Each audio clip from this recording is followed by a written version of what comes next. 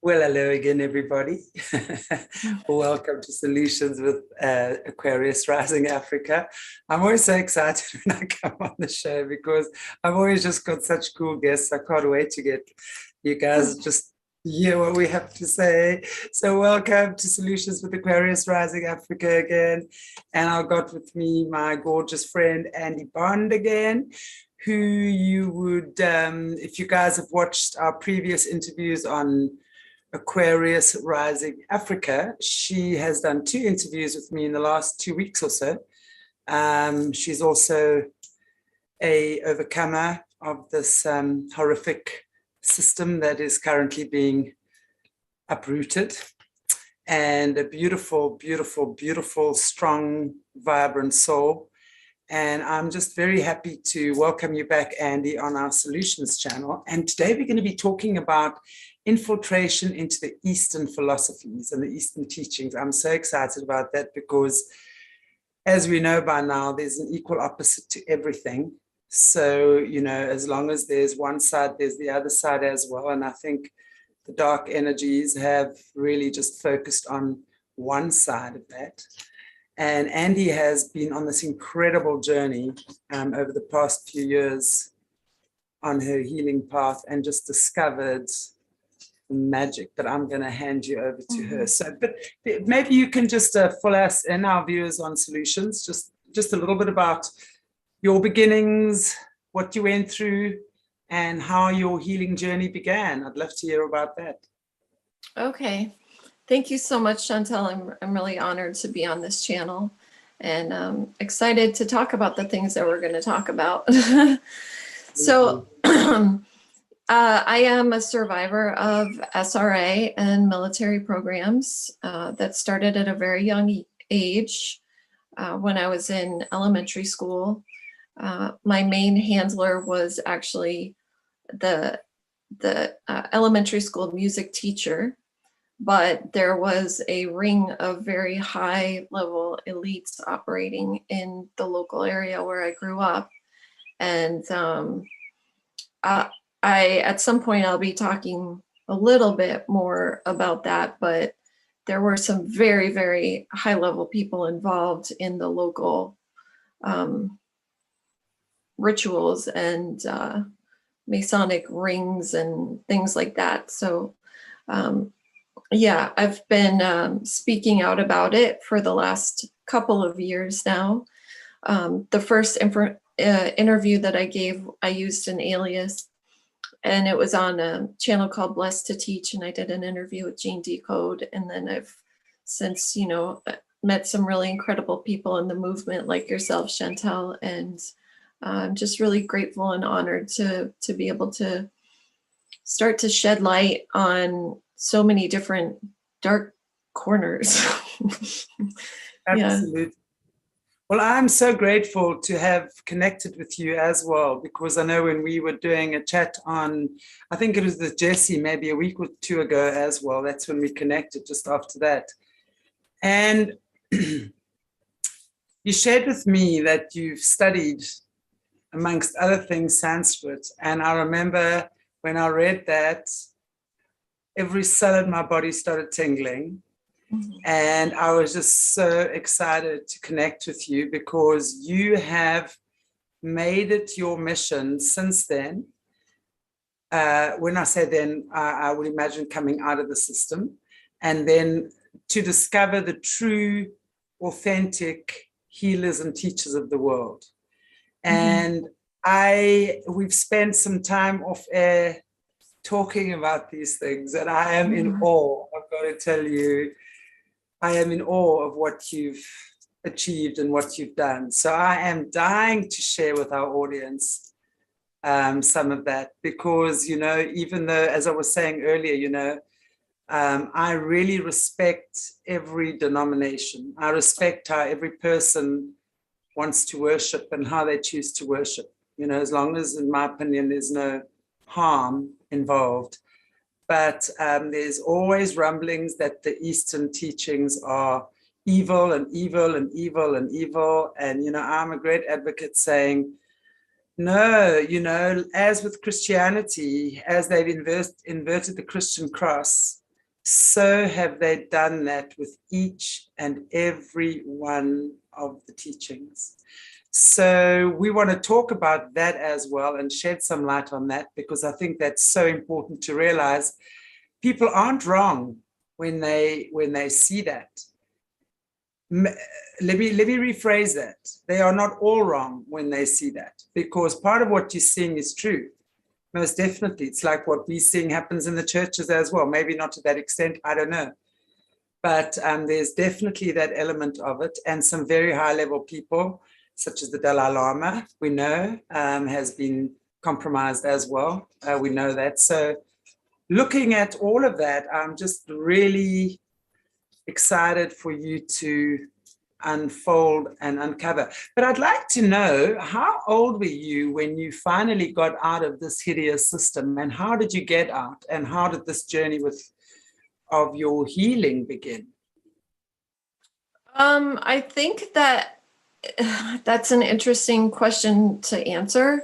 From what I can tell, going backward and retracing, the last time I was really targeted and used for experiments and things like that was in college, at the university that I attended. I started out studying aerospace engineering and astrophysics, and I can recall, let's just say, some dark shenanigans happening for an entire semester that I was at the university. And then ever since then, I also track certain interesting people that have come into my life, or interesting jobs that have happened, where I feel like they've been trying to pull me back in as much as possible. But I will say that, let's say, it was a process of healing from the trauma. So it was like freeing up. I would say the best way to explain it is going from enslavement to sovereignty it's a process. And I had to free myself little by little by little, to where I now feel complete, like I own my soul 100% outright, but it was almost like there were pieces that would show up in the form of depression and anxiety and stuff like that, that until I really got down to the root of the trauma, I don't know that, and actually started the healing process. It's almost like I wasn't fully free until I had really reclaimed my soul. But I will say that the last recollection that I have, being utilized within the system is in college, at the university. Yeah. A lot of the survivors and overcomers, they don't have memory or any knowledge of anything actually going on until, let's say, in their 20s. Did you also have a memory block? And what was it that triggered your awakening? Well, for me, it's interesting because throughout my life, I remembered pieces of, it's like pieces of the puzzle, or what I now know are memories. I had this recurring nightmare when I was younger, and I thought it was just a bad dream. But actually, no, now that I've figured out what that scene was in that recurring nightmare, it was part of a ritual actually connected with the Catholic Church there. And so it's like my awareness has been, pieces here and there, but it would like come, or even memories of things that would come to me, but they didn't make sense on their own. So I would just sort of ignore it, like, oh, that's a weird, what's that? A lot of that all throughout my life. But when I finally was able to connect the dots, I was in my 30s. And the way that it happened was very interesting. I was in a treatment program for 4 months that was really intense for PTSD. And then I followed that up with another program that was sort of a sister program to it, for PTSD as well. And I had incredible therapists, and I was very lucky to find amazing women that were just so divine, so connected to God and to grace. And that really helped me start to unlock some of the deeper stuff that was going on. Because for a while, I had a series of really intense things happen in my life, starting at the age of 19, and actually before, where I thought, I had brain surgeries. I've had 10 surgeries actually for tumors throughout my body in various places. My dad died, my house burnt down, like another house I lived in flooded. It just kept being like thing after thing after thing after thing. And so for a long time, I thought that my PTSD and trauma and all that stuff was just, because of that. And then I started to piece back. It's like the more I healed, the more I was able to remember the whole story. But it's almost like my own brain had sort of protected me until I was strong enough to be able to deal with it. And then when it really came back, I was watching a Netflix movie, and it was about a coach and his female partner that were sexually molesting one of his students. And there was a line in that movie. I don't remember what it is today, but it was a way that he said something to the girl, and the way that he said it and how he said it, and even the words that he said, everything came back and triggered all of a sudden. And I remembered the elementary school teacher. I remembered the rituals. I remembered more and more and more. And it just sort of hit me like a ton of bricks. And for 2 days or so, I was completely nauseated. I had all sorts of like pain and just stuff in my body. But that's how it really finally clicked fully in.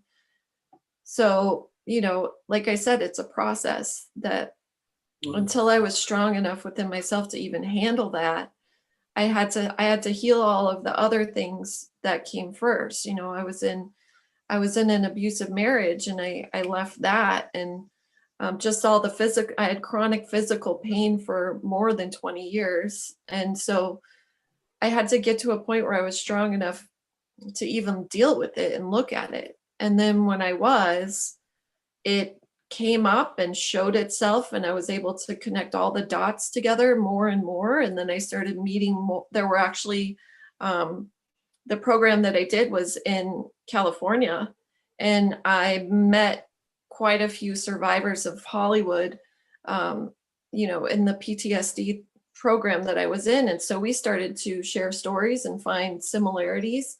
And, I found out that I was not alone, and that this is a whole thing. And I learned a lot of very interesting tidbits about how the system works in Hollywood. So, all of those things kind of combined. Wow. Yeah. Well, I'd definitely like to do a show with you on that one day. The Hollywood stuff. That's always very interesting to me, because I think we've been told it's full on as CIA, as Tom Althouse calls it, the Alphabet Boys. Mm-hmm. But anyway, I find that amazing and incredible. I always say, and just listening to you again, I really marvel at the strength of you, men and women, who've come through the system. And, I've been saying for a long time, you guys are the true healers of the world. So it's such a blessing to sit here and speak with you, because I don't think anyone would have more courage than you overcomers like yourself that have been there, understood the horrors of what you've gone through, faced them head on, and decided to find healing and peace rather than revenge and Mm-hmm. war, if that makes sense. So I commend you for that. Absolutely. It's always so wonderful to see someone like yourself who has so much grace, in these situations. So then my next question is, so what triggered you, or what was the catalyst? I don't want to use that word triggered. What was the catalyst for you to look into the Eastern teachings? I know that you're a Cherokee, so you obviously have a lot of natural, this beautiful connection to the earth and to God. And so it's natural in you, which is so beautiful. So I would imagine that your spirit would have called you to do very deep core healing and transformation. So you would have been called to look for very deep solutions. So talk us through that. How did that happen? And tell us about that journey. Well, I grew up when I was very young. I was introduced to Christianity through my dad and my grandmother, and my mom too, but she grew up Catholic, and so she sort of called herself a recovering Catholic. But my mother is very, very devoted to God. She's beautiful. It's, her faith has really inspired me in a lot of ways. But my grandmother would read Bible stories, and, we'd go to Bible camp and stuff when we went out to visit her for the summer. And so, and I was baptized Methodist. My mom and dad both grew up in very heavy religious upbringing. My mom in the Catholic Church, and then my dad in the Lutheran Church. And they both were sort of scarred by that in some ways, to where they encouraged my sister and I to go and discover whatever we wanted for ourselves, to discover the truth for ourselves, rather than be sort of so heavily in one of those types of systems. And I'll say that the earliest age that I can remember having these really, really, really deep thoughts about stuff was about 8 years old. And my dad was a genius, really a genius. And he and I would have lots of discussions just all the time about mysteries of the universe and physics and quantum physics and, just all sorts of different beliefs and just anything and everything. He was always learning. He was always very thirsty for knowledge. And so I just was born that way in a lot of ways. I've had kind of a dual obsession with science and God. And what's the truth? What's the truth? And so I would say from that age of 8, or especially around 10, 11, I started to go on my own search. I wanted to find out, what were these other religions around the world? Why were they all arguing? And so, I started learning about Buddhism when I was about 10 or 11, and I studied the life of the Buddha. And then at the same time, I was going to different churches and trying out different denominations and seeing which one I resonated with, and diving as deeply as I possibly could at the time as well into, the Cherokee teachings and the native teachings from all over the place. And then that just continued. So I would read and study anything I could get my hands on about all the different religions around the world. And like I said, try to get to the root of why were they arguing. And so, I sort of learned from a young age to see the world through multiple different lenses, or at least try to understand where different things were coming from. So what I wanted to do was find common ground and figure out, So I was really trying to get to the root. I want, what's the truth? What's the truth? And I always did a lot of research and study of the biblical archaeology and things like that. And, and so I discovered a lot about the Dead Sea Scrolls. And then so I sort of just kept going further back in time. And I was like, well, what happened before that? What happened before that? What happened before that? And I found some very interesting similarities as well between different branches of knowledge and different teachings from across the planet. And so I just have been really on a lifelong quest or the study of these things. And then, my undergrad, I started out, I had a couple of scholarships from like local engineering firms to go into aerospace because I love science. I love it. I love seeing the patterns and because to me, I was always so inspired by, I could only see God in the science, especially when I would start to study, the galaxy or different galaxies, the universe, stars, all kinds of things like that. And to me, I couldn't, I didn't understand even why science and religion were arguing, because the deeper and deeper I would go into the mathematics of creation, the more awe-inspiring it became. And the more, I want to just chime in at this point. Now, bearing in mind, and I always say you, especially you targeted bloodline kids, are super smart. There's not one of the survivors that I've come across that are not super smart. And you are clearly a gifted genius. From you, especially when they would have obviously gotten you to do the nuclear physics, astrophysics, and aeronautics. Yes. So you obviously have already, and you would have had this thirst for knowledge. And at a young age, you're already trying to satisfy your brain and your mind and your curiosity, I would imagine. So that would have been amazing, an amazing little project for you to go and dig into where this all came from. That's incredible. Yeah, thank you. Yeah, I was just thirsty for knowledge and just thirsty for knowledge constantly. Yeah. So anything and everything. And then I try to figure it out, because the other thing that I kept seeing is what we were taught in school versus my experience of reality.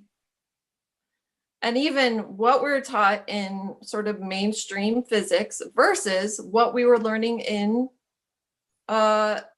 astrophysics courses that especially, the one that I really, it sort of helped me see a lot differently was an entire semester that I studied black holes. And the way that physics breaks down around a black hole according to the mainstream narrative. I was starting to figure out, wait a minute, something is off here. There's something off.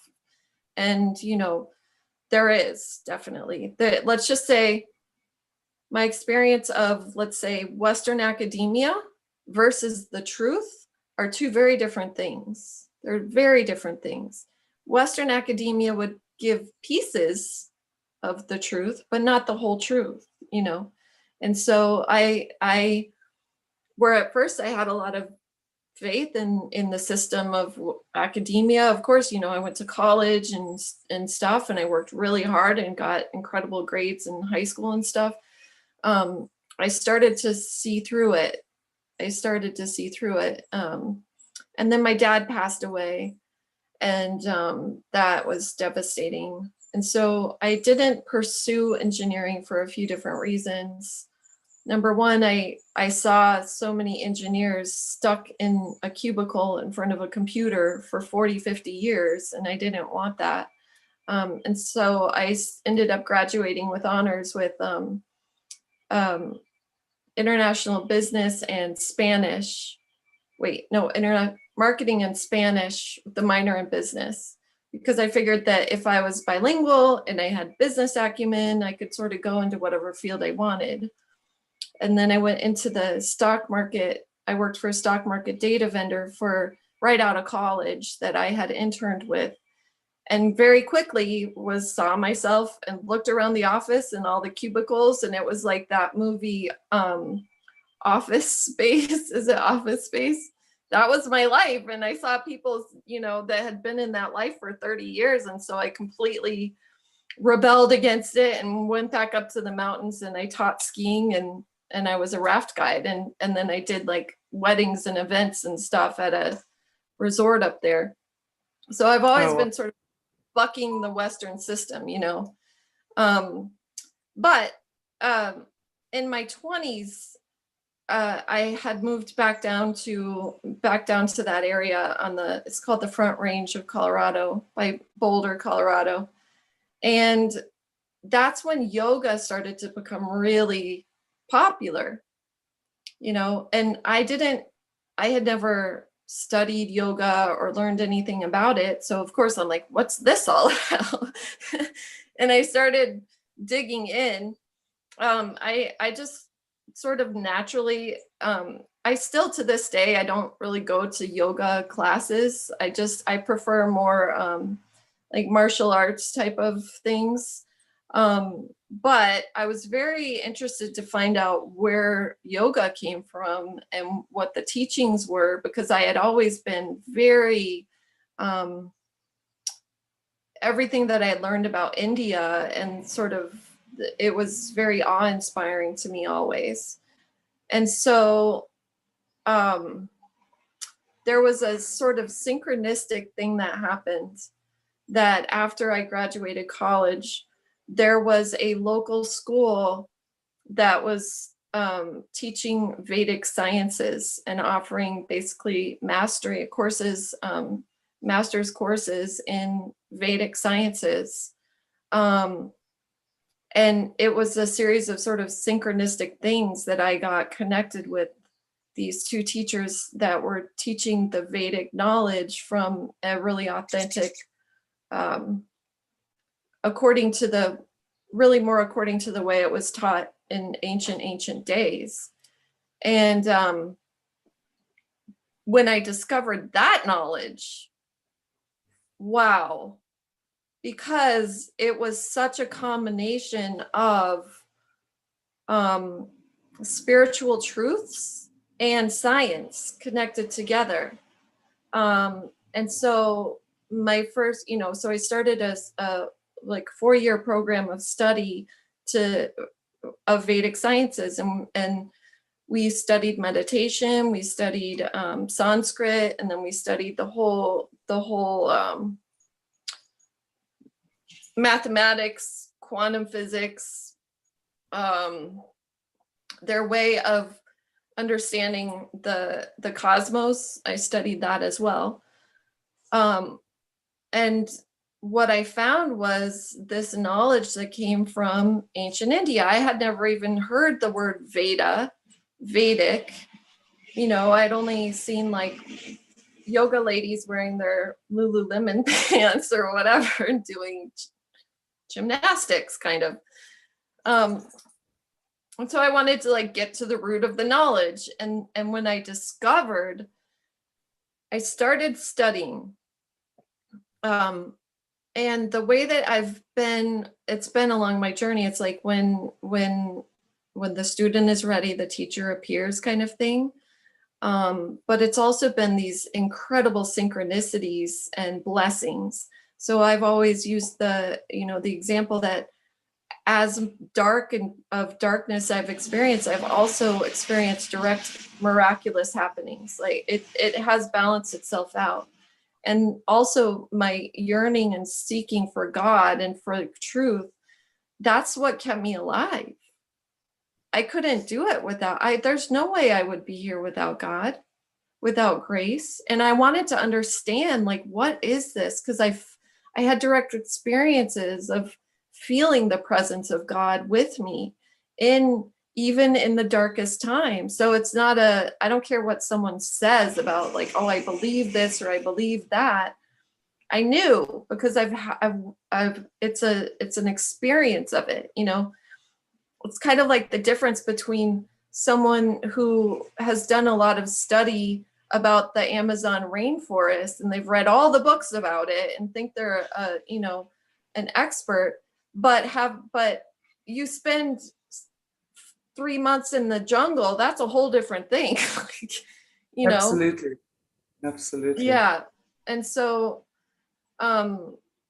when I discovered this knowledge that is very, I'll say, I've been also on this mission, even in my mind from a young age, to find authentic teachers of truth. So it led me across the planet, literally.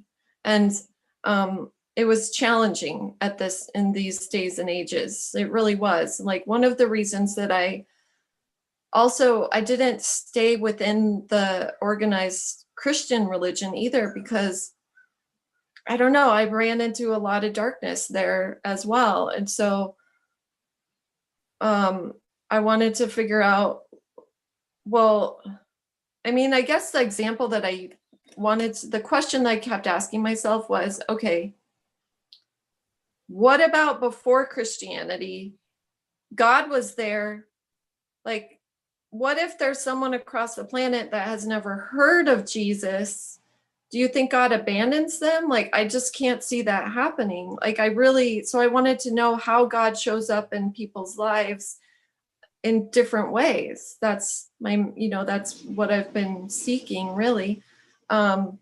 When I discovered this knowledge, the knowledge of the Vedas, the civilization that utilized this science, and it's a science, it's not a religion, comes from approximately 20,000 to 50,000 BC.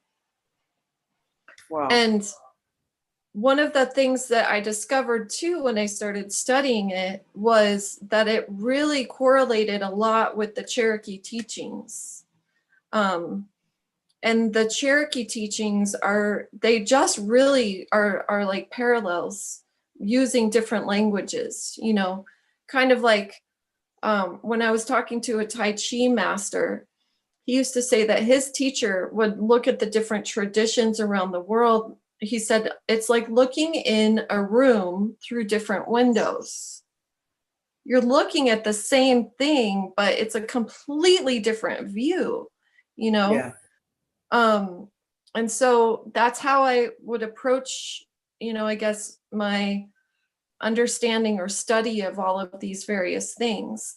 And when the other thing that I loved is that when I started studying more and more about the authentic teachings from India, and like the authentic Cherokee teachings, they really are about being in harmony with God's laws of nature, and how those laws of nature operate, and how we're meant to there's the physics of them, the science of them, even down to the Vedas explain it literally the same way that quantum physics explains the whole aspect of creation, as the knowledge that on the most subtle level, quantum physics, that's a big word, but it just means studying things that are inside, like with the really small stuff, like what's inside of an atom, what actually are the building blocks of this reality that we live in.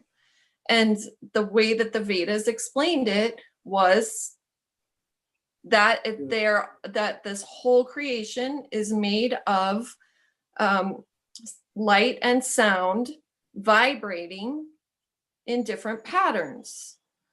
And so when I went back and I looked, the one that has, first of all, there's very little knowledge of the Vedic knowledge over in the West. I mean, there just really isn't.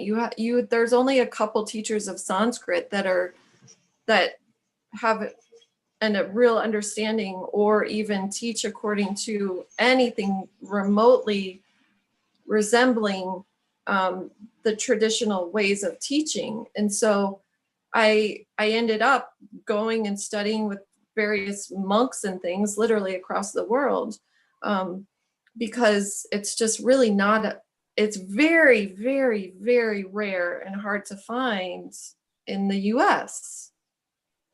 Like you really have to dig. Yeah, But absolutely.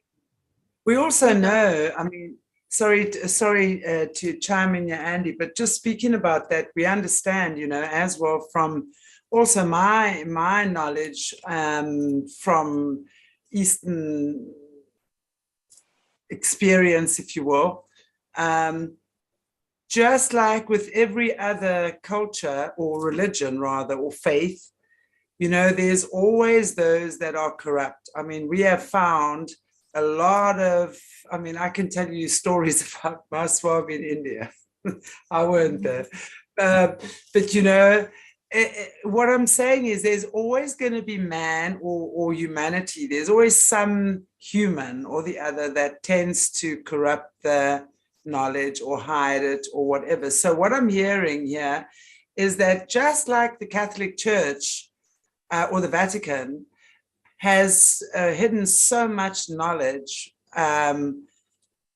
from us, the Western world, so to speak. What you're saying is that that there's also been stuff from the East that has been hidden or not exposed fully. Is that what you're saying? absolutely, absolutely, absolutely, absolutely. Yes. So, yes, 1,000%. It's been a very interesting journey because when I went to learn about the authentic teachings of Vedic knowledge, I did not find it in yoga studios in the West. Let's just put it that way. Okay. No. And so this might upset some people, but not all, but there definitely is a major Luciferian influence in what we see as yoga in the West. Definitely. I agree. I absolutely agree. I'm definitely a yoga enthusiast. Did my yoga training in India as well. And I fully agree, Andy. There is so much information, and it just makes such sense because when you say to me that there's also been information being withheld from the ancient yogic teachings, because if we go back to the ancient teachings, it was predominantly done by men, right? And the yogis, and I know there were women, but predominantly men, and this knowledge was passed on to men, if I'm not mistaken. But I know I'd love you to clarify that though. But also not all the knowledge. So like the Catholic Church or that has hidden certain stuff from us. So the Eastern teachings as well, with all the beautiful teachings of the yoga, and anyone who studied yoga knows, you study the 8 limbs of yoga, it's beautiful, they're beautiful teachings, but incomplete. Is that what you're saying? Very incomplete, very, very incomplete.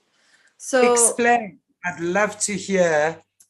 I know this can take 10 discussions and we're going to make it more than one if we need to. Yeah, there's so many. Yeah, it's very, okay. So first of all, okay. Well, I want to first explain a little bit about the Vedas just for like 1 minute, and then talk about how it's been infiltrated and things like that, and how it's so incomplete. But when I went and I actually studied what the knowledge itself was, first and foremost, the entire technology that underlies all of the Vedic knowledge is the language of Sanskrit. And the language of Sanskrit is not a language. It's a language, but it's way more than a language. It's an actual technology. And the people that run our government know this very well. NASA uses Sanskrit to code. That's how, yeah. Okay, hang on. Explain that to me. I'm a layman. NASA uses Sanskrit to code. Okay, and I want to just explain also to our viewers, Sanskrit is said to be the most ancient sacred language that began on the planet, okay? I will definitely, that resonates with me. It is a fantastic, beautiful, wow, such a beautiful just beautiful in its purity. It's absolutely beautiful, and everything that goes along with it as well. So now here is such a beautiful sacred language that is really pure in its essence. Now we understand that the Luciferians will take which is already there, pure and good and amazing, and literally invert everything to use for their nefarious purposes. So I would love to know how they actually did that with Sanskrit. And secondly, in order for them to do that, they would have had to have corrupted some of the original leaders, right?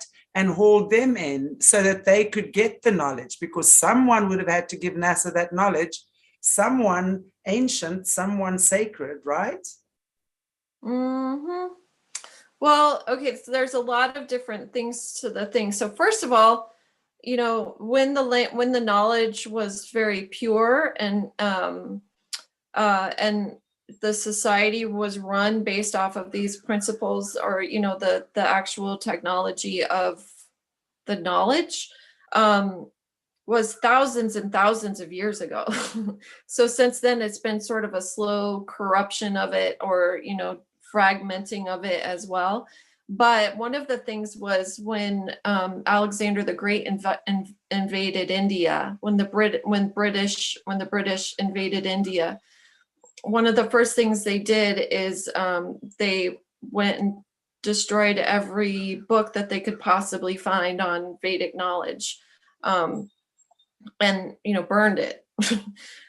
The thing is that I heard stories from lots of swamis or teachers or things, or different, you know, lineage from India, is because it was more of a way of life, just like the Cherokee ways of being are a way of life, that you live in harmony with the land, and you live in harmony with other people, you live in harmony with the animals, you understand how the laws of nature actually work. You know, a lot of and a lot is built into the songs and the prayers and the oral. It's an oral tradition for that purpose, because there was so much just ingrained into the culture and the way of life that I don't care how many books you burn, you're not going to get. They weren't able to ever get rid of it completely, because it carries on with people and with, you know, it's a way of life that's in harmony with creation, you know. And in our what, so that one of the things is they would okay, so then now, for fast forward to like the 1900s and before that even, what started to happen is that those teachings became more corrupted and more infiltrated over the millennia, basically. And actually, the Vedic sciences, the Vedic teaching, Sanskrit, there is no word for religion in Sanskrit. There's no word for religion. So the knowledge at the base, you know, it's a technology. It's literally just observing how things flow in nature and how it all works together, and then studying different layers of consciousness, studying different emotional states and how that impacts the body, mind, and spirit. There's no religion there in the actual science. It's not a religion. There are religions that have been spun from the knowledge. Buddhism, Hinduism, others have come from this sort of root knowledge. But you see examples where, you know, Buddhism basically well, I don't want to go into that whole thing, but they'll take pieces of it and sort of create a whole religion out of it, or another one would create a whole religion out of this one. But like the churches, right? It sounds like exactly like the churches. It sounds just like what the churches have done with Christianity. There's so many different aspects of it. Same with Buddhism, right? Wow. Yeah, exactly. So that's one way, is just fragment it all, you know, and confuse. And then you've got different branches arguing. But then also, you know, the British takeover of India had a big impact, to where they really started to, well, culturally make everything very corrupt or very anti these sort of ancient ways of being, peaceful, very peaceful ways of being, because of the westernization. The other thing too that they did very purposefully in India with this knowledge is that in order to even hear about these teachings, to even hear about the fact, so let me explain the technology of Sanskrit. I'll just give a quick breakdown of it. Quantum physics, like I said, it's the study of things on a small scale. When you break apart an atom, there's nothing solid. It's strings of energy vibrating at different strings of light and sound, and what appears to be consciousness vibrating in different patterns. Literally, if you listen, everything in nature has on its most subtle level a specific sound pattern that correlates to that thing. The word in Sanskrit replicates that exact pattern. So it's like the song of the thing. So it's not a label, it's the actual pattern that underlies whatever that is. So if you can sort of start to grasp how powerful that is, that if you pronounce the word of, in Sanskrit for compassion, for example, you're not just labeling it, you're creating that actual frequency into being, Absolutely. And so it's very powerful knowledge. The other piece is that in our physical body, God designed us in a way that our nervous system and physical body literally sings. Okay. What I mean by that is there are sounds that literally correspond to different parts of our body. Okay. The one that I like to use, the best example, is the heart. There's a sound in Sanskrit. It's not just a Sanskrit, but you're correct in saying that Sanskrit is the ancient, Sanskrit's the mother of, the Latin languages. So it's a science that corresponds to our physical body, and that there are points in the body called marma points, or you may have seen like acupressure points. They literally each have a sound that corresponds to them. The sound in the heart is oo. If you make the sound oo, the letter U is pronounced oo in Sanskrit, oo. Also, like Spanish, it's pronounced oo.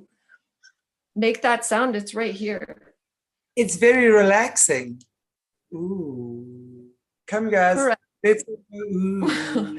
Ooh. Yeah. Ooh. So when you It's start lovely. so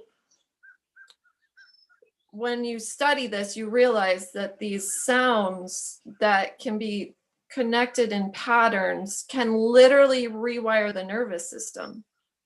Absolutely. It's not a quick fix like the Western system where give me a pill and no, it's through like creating patterns in your body of breath that correspond to well-being. It literally rewires your nervous system. It takes practice, it takes dedication, and it's a slow process of like a natural process of awakening the heart of understanding certain things. It takes a lot of time. It's very organically, naturally meant to unfold, but it's like the best way that I can explain it is like if it's a process that you go through to open the heart and then open the mind to certain things, and then connect the whole system together. It's like the Luciferians have, number one, they don't want the public to have any sort of knowledge that's really empowering to themselves. Why? Because then they're no longer dependent on their systems. If you can learn how to which heal, is why the medical big pharma is so powerful, because that whole industry has taken our power away. And I'm so grateful that we're having this conversation, because I'm hearing from you that just as, I mean, and obviously in our community, yeah, there's a lot of talk about the missing books of the Bible and what the Vatican has hidden from us and blah, blah, blah, and all the corruption in the churches and all those denominations. It's really good to understand as well that they've done exactly the same thing with the East, the powerful Eastern teachings that give us some of the knowledge.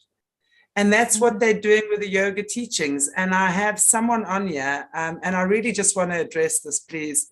I actually put her in timeout, speaking about saying that she hopes Bryce is watching this because of what you're saying about yoga. Let's be very clear. Andi is not saying yoga is evil. Let's be very clear about that. What Andi is saying is that the yoga community has also been infiltrated. And there are certain aspects of the community that have also been bought or corrupted by the cabal and have been infiltrated, yes, just like the church. Mm-hmm. So there are still certain sects of the Eastern teachings that, like the true teachings of Christ, okay, that are pure and true. Mm-hmm. There's also that from, and I call it the Eastern teachings. I don't know, Andi, if there's a better example to use it. So it really is a better word to use for that. But it's happening all over. The Eastern communities were also infiltrated by the controllers, also withheld a lot of the beautiful knowledge that completes the puzzle. So also, like in Christianity, there have been certain bits of the puzzle that were given to the Eastern faith, and have also been used only in bits and pieces in order for them to infiltrate. So this is where we all have to practice discernment. This is what I'm seeing here, is that people haven't necessarily been wrong when they say that yoga is evil. Let me just make that clear. Certain aspects or certain elements have been infiltrated, not everything. As with everything. It's true. I mean, it's like what, there's that whole thing in the whole Christian community too, about like certain Christians, if they follow this religion or that religion, aren't true Christians. And, there's like that whole, it's very similar, the infiltration that I've seen. But one of the reasons, one of the ways that they have kept sort of the more, let's say, empowering knowledge, like I said, the way, like learning how to make certain sounds that can help you rewire your nervous system, for example. Why do you think they've attacked the music industry, or why is the music industry so heavily infiltrated? Because they understand the subtle patterns that you hear, those affect you mind, body, spirit, physically, mentally, emotionally. And if you listen to some of that trap music that's coming out, it sounds almost demonic. It sounds, and I would bet that they have an understanding of this, of the technology, of the vibrations that underlie creation, and they're pumping out the more negative ones as much as possible. Because when you understand like the cycles of life, we go through cycles, we go through seasons. It's almost like the Luciferians want to take the dark, the part of the cycle that is the destruction part, and like magnify it.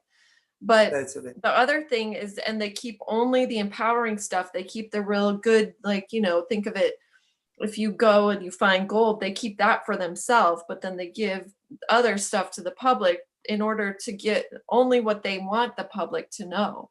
So one way that they did that in India was through this patriarchal way of, to even learn some of the things that I'm talking about, Sanskrit, or the actual technology that underlies Sanskrit, in it being a vibrational light, it's a vibrational technology. You had to be male, you had to be Indian, and you had to be born into a certain caste of Brahmins. So not even all male Indians were privy to this information. They said only the kings and the priests are fit to learn this. And so, and for sure not women, for sure not women. However, a few things have happened well, a few women, one of them is a saint from South India. The lineage of knowledge that I have studied is called the Shankaracharya tradition in India, and it traces all the way back to ancient India. And in the like 40s, there was a 40s, 50s, 60s, I can't remember. There was a big shakeup in India of this tradition. And previous to that, there were 4 seats of knowledge of the Shankaracharya tradition in India: the north, the south, the east, and the west seat. And a lot of, well, anyway, this female saint woman was born into a family from the southern seat, the southern Shankaracharya tradition.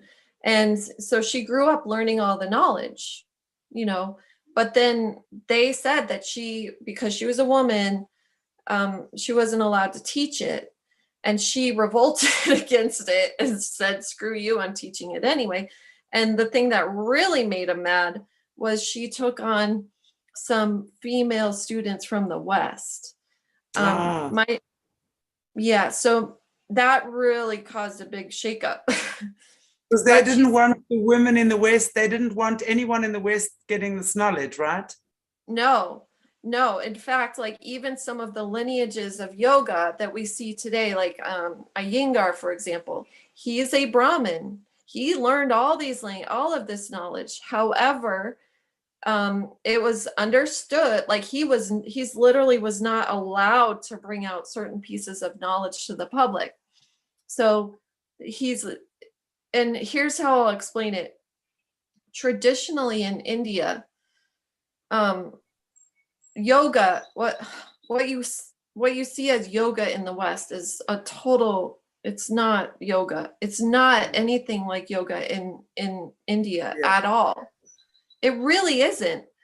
And also in India, there's so much love and reverence for Jesus. When I was over there studying with monks and traveling, there's so much love and respect for Jesus and the Bible, and it's very interesting. I kept hearing stories about legends of Jesus actually being in India during his life and studying some of the Vedic knowledge, which it wouldn't surprise me. Of course I can't, I'm just saying I heard that many times when I was traveling. In 2007 or 2017, I was in India, Thailand, and Bali over a 7-month period, traveling and trying to meet any of the sort of authentic teachers of truth or healers, medicine men, anyone that I could possibly find. So, you know, different monks from different lineages and things I've studied with. But so my teacher of Sanskrit, she has a PhD, and she received knowledge from this saint that like broke out of that whole way of being, and like broke all the rules because he said. And then another thing happened when she was applying for grants. So she received her PhD at a school in California, and then she received a grant to go study with a traditional teacher in India. And she sent out hundreds and hundreds of letters, but no one would take her because she's a Western woman. Like, are you kidding? No. And then there's this really prominent Sanskrit teacher in India that finally accepted her. And he said he had this dream that the knowledge of the Vedas, if it had been kept in the hands of women, wouldn't have been lost. And that he said had this dream of like oceans of ladies singing, like, you know, together in like a healing way. And so that's why he taught her. So another sort of like miraculous occurrence for some of the knowledge to be passed. And I think God does that. God does that. There's always a way that he's going to preserve authentic things that are empowering to us. Absolutely. Can never be destroyed, can never be lost. That's the thing. There's always going to be evidence of it somewhere. And there's always, in my opinion, as we're seeing now, where they're going to be amazing people who are really just born to dig up the past, but in a good way. So what a blessing to have that woman, the daughter, I think you said, to study the knowledge, the lineage, and then decide, well, I'm passing it on, because that's how, and this is part of the hidden knowledge as well. I mean, I don't know if India has anything like the Vatican there that keeps this information to itself, or, the East, but definitely it makes a lot of sense what you're saying, that, and I so agree. I mean, Andi, you and I have had a couple of hours conversation off air, so we've spoken about so much, and there's so much we're still going to talk about in the future. But it's amazing for me, to realize just how mirrored all these things are. All the sacred teachings, all the greatest teachings of the world have been corrupted and really just and inverted, to use for the benefit of the controllers that are currently in control, So it's amazing to know that this knowledge is coming up and that people like yourself are starting to share it. That is incredible. I'm very excited because I know you do amazing things, especially with the Sanskrit, the language and stuff like that. So it's incredible. Yeah. Yeah, thank you. I mean, it's really just been such an honor, but like I said, it's been a challenge also to find authentic teachers. And one of the ways that I've been able to navigate it is I would go and I'd start to study with someone, but what I quickly started to observe was that the organizations around teachers are very infiltrated. So and in fact, the two teachers that I learned from, a lot of the science, had both spent 20 or 30 years studying with some of these really well-known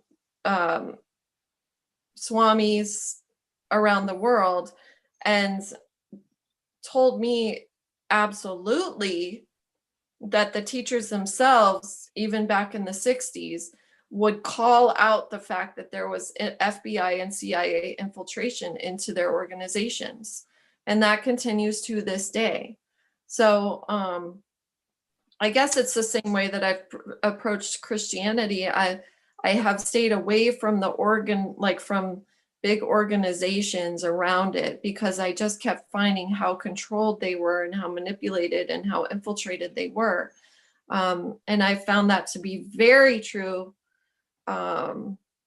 with some of the yoga lineages that you see in the United States or in the West. I don't know if it's the same in South Africa, but so I'm not going to call them out necessarily today. Maybe I will in the future, but well, I think it's important in the future that we get to know these things, but obviously everything in its perfect time, because I think it is very important. I mean, and just to mention but a few of the Eastern guys that I compromised. I don't know what your feeling on that is. As well as Mother Teresa. We know, I think that's common knowledge now, that she's been compromised, that she was compromised. The Dalai Lama, you said? Dalai Lama, definitely. I mean, I've heard lots of dodgy things about him. I definitely believe he's been compromised as well. Who else was there from that area? Sadhguru, guys, Sadhguru. Wow, Sadhguru with his long beard, and he's there. And the next thing I see photographs of him hugging Klaus Schwab. Yeah, it's interesting to look at Sadhguru's right there. Yeah, he's got a lot of connection to MIT, Sadhguru. And so there you go.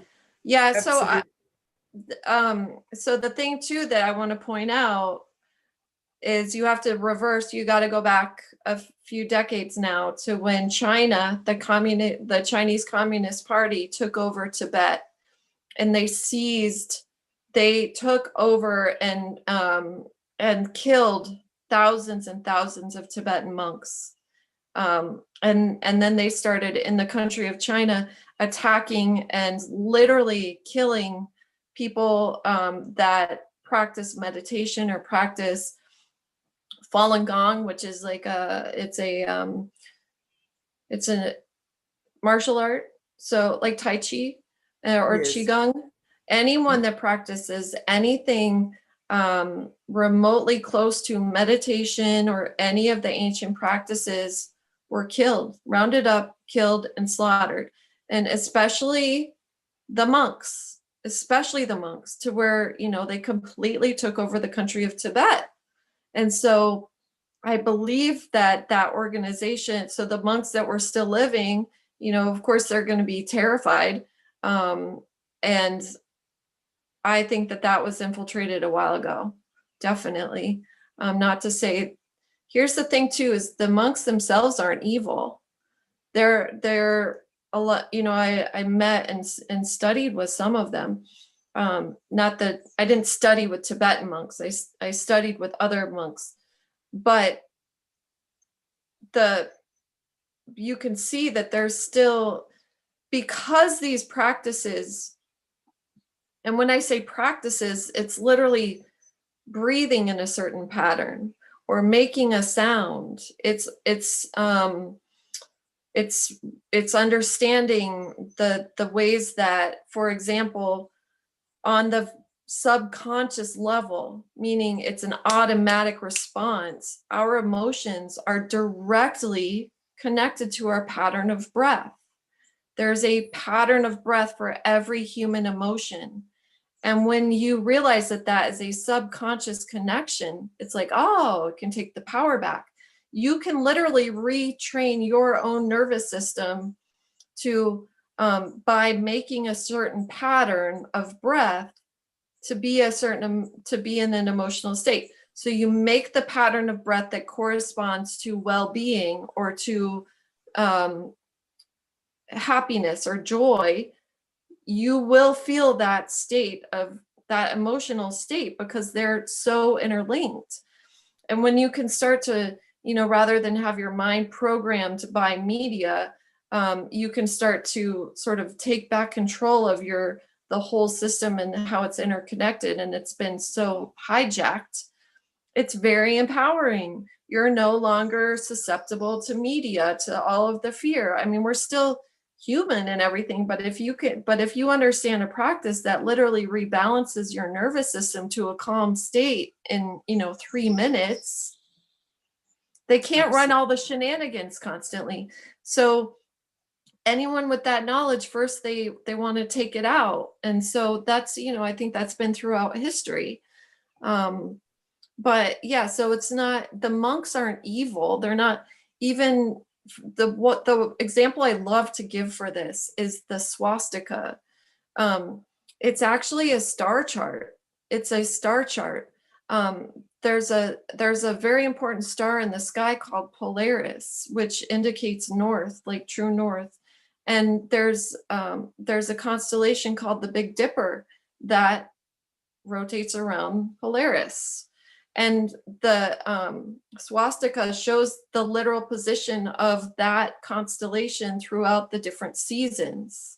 So it, ancient people, the Cherokee people, the Vedic civilization, and others across the globe, they were very connected to the natural cycles of Earth, and they understood like that things go in seasons, and there are cycles to things, and so they would use and know and orient the time of the year when to grow depending on where that constellation was in the sky.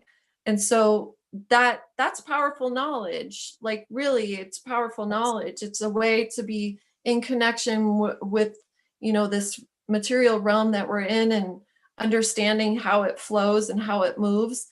And so that's just one example of a symbol that they've taken it and twisted it and used for their purposes. It doesn't mean that the Big Dipper rotating around Polaris is evil. It doesn't mean knowledge of the Big Dipper rotating around Polaris is evil. But people that want to control society keep empowering knowledge to themselves, and they only share the sort of shallow surface level stuff. Absolutely. And it's becoming more and more obvious as we're going along at the time of the Great Awakening, actually, how much of that has been hidden from us. So I'm very interested, and I know we're just about out of time, but I have one last question for you, just on the Buddhism as well. I know that we spoke about the Dalai Lama that has been compromised. We know that he is, according to my knowledge, being hauled in by CIA. Apparently, what I'm hearing is that there is a portal in Tibet, a very dark portal. Is that true? Do you know anything about that? That basically would be the dark side of this very amazing frequency of energy, so to speak. I can't speak to what I will say is that in my travels and in my studies, I suspect that.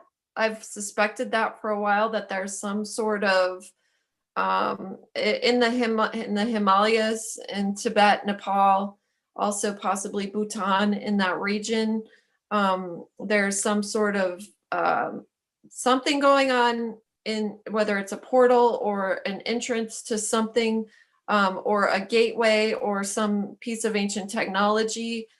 Absolutely, I found a lot of stories about that, or legends about that, or and that makes even more sense to why they would want to, have the high level monks compromised, or infiltrated and controlled, or only doing what the way I picture it, when I see in my mind, I sort of picture what's happening over there. It's almost like I see these monks who in and of themselves are very pure beings, but they're like in a cage being controlled and only allowed to do, they're being very controlled. And I'm sure there are some who have gone to the dark side as well and are participating willingly, but I think there are a lot of very pure ones too that are just really being controlled and frightened, and because if we look at a lot of, here again, I'm just looking at these little young boys, these little young monks going to these temples and things. I'm sorry, I've never even thought about anything gross that could happen there. But again, here I am. In these times, who would have thought that we would have heard the things we think we're hearing about, right? So again, this just got me thinking, what is actually happening in those monasteries with these young monks that go there? And I know in Thailand, it's these guys have to go, I think, for 2 years, like our guys here in South Africa had to go to army training. These guys have got to go to a monastery and get training from the monks and understand that way of life, because it's such a big part of their culture. But also, let's never forget, it's quite a heavy-handed way of dealing with spiritual matters, so to speak, because they're very strict with their meditations. And these little Shaolin monks, these little guys, you see pictures of them sometimes, the Shaolin monks, that can do these hectic things with their legs and the splits and the martial arts and stuff that goes with it. There's no mercy shown on these little kids, so it's making me wonder again, is that part of fear indoctrination? Is that part of their grooming? Is that part of how they get controlled? It's almost like they don't question. right? So that could be part of that. I don't know. I'm thinking a lot. I've never even thought about this. So this for me is the first time I'm actually bringing up this topic, but it's just bringing up a whole lot of questions, because we can't think that it happens with some and not the other. We know about the underbelly of Thailand, for starters, and what that industry is about. How are we even thinking that it's not happening to boys?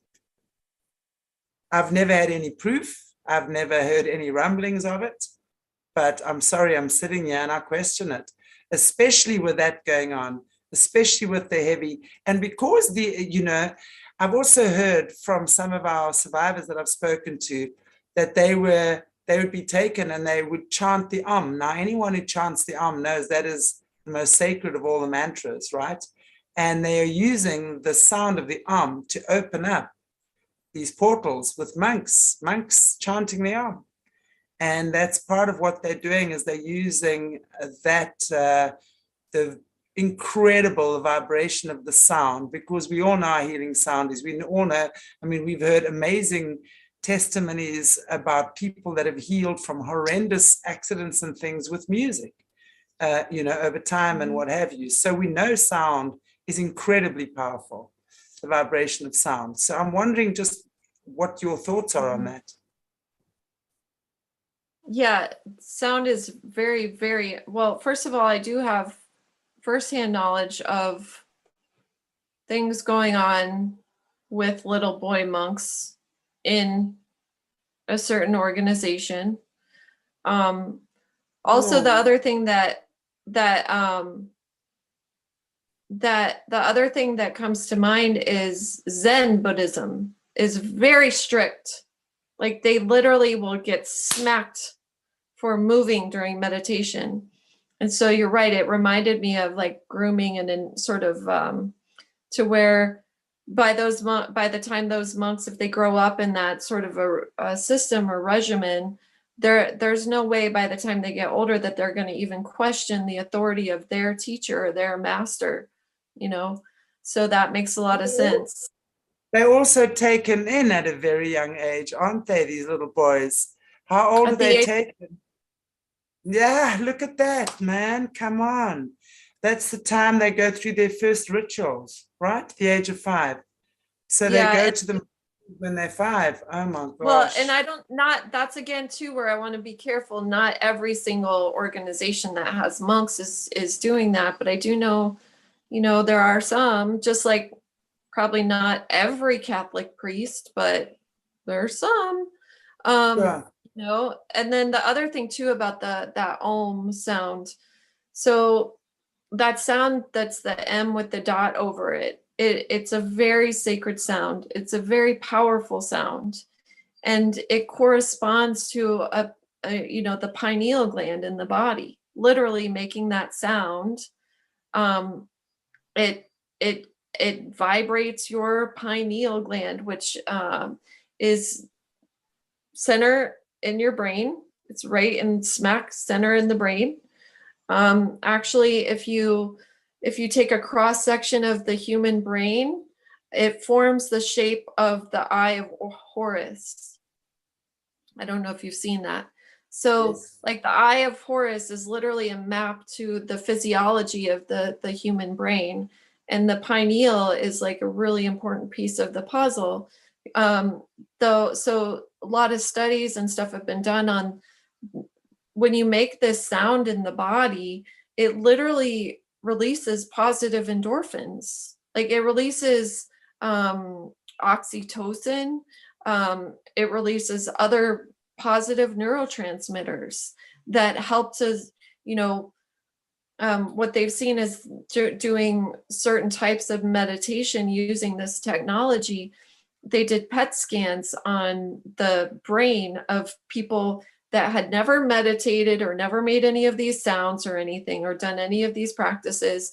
And then another group, and after 8 weeks, not 8 years, 8 weeks, there were measurable differences in the gray matter of the brain.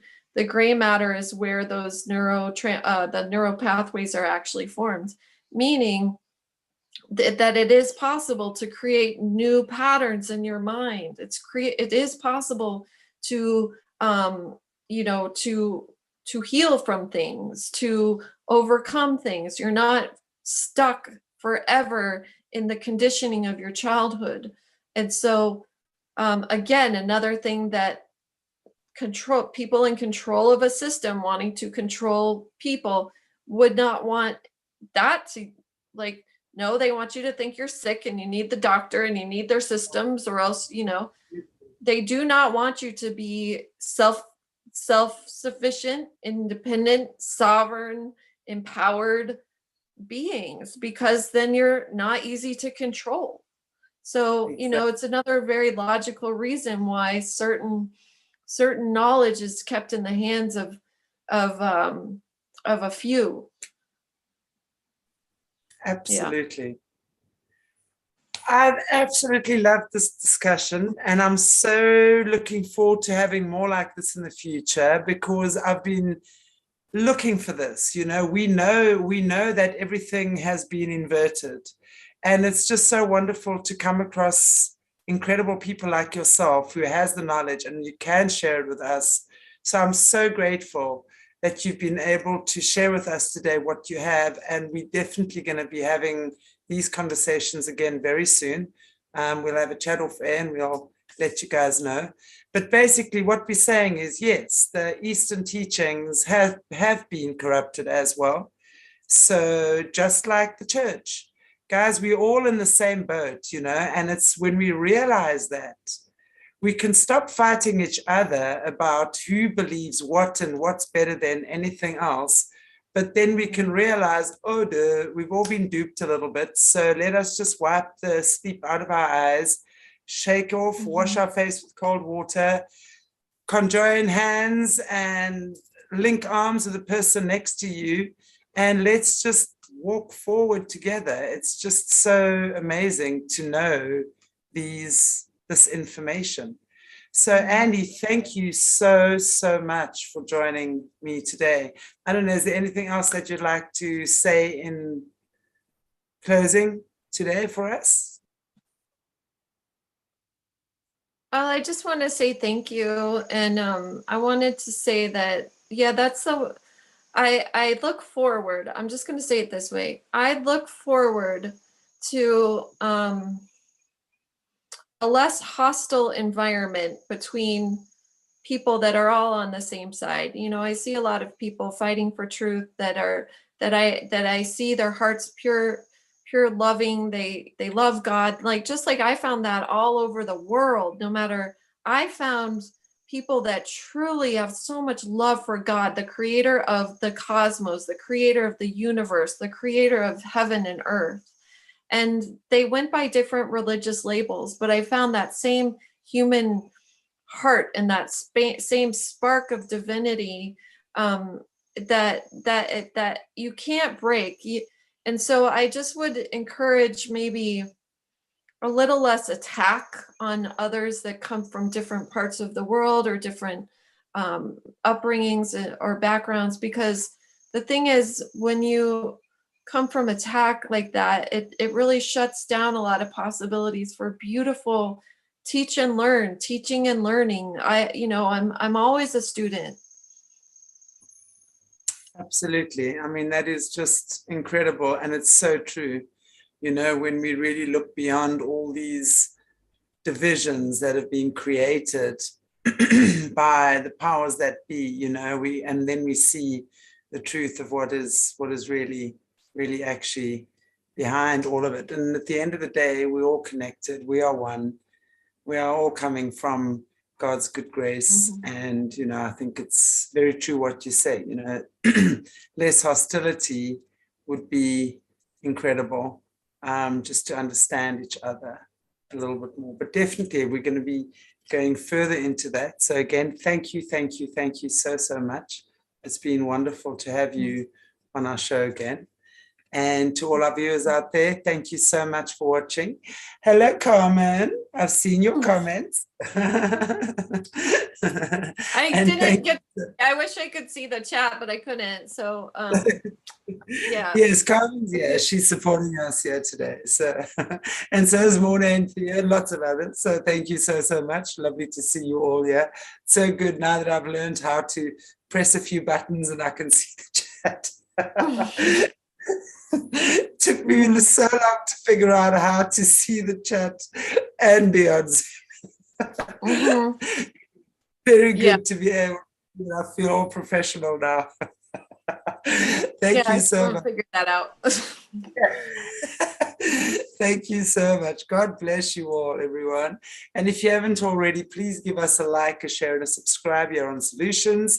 Find us on Telegram as well, on Facebook, on BitChute, on Twitter, on Odyssey. We're going to be moving more and more of our stuff over to BitChute, so please follow us there as well. And on Aquarius Rising Africa 2. The first channel was struck, but we on our way up again. Thank you so much, everybody. God bless you all. Take care of yourselves, and we shall see you very soon.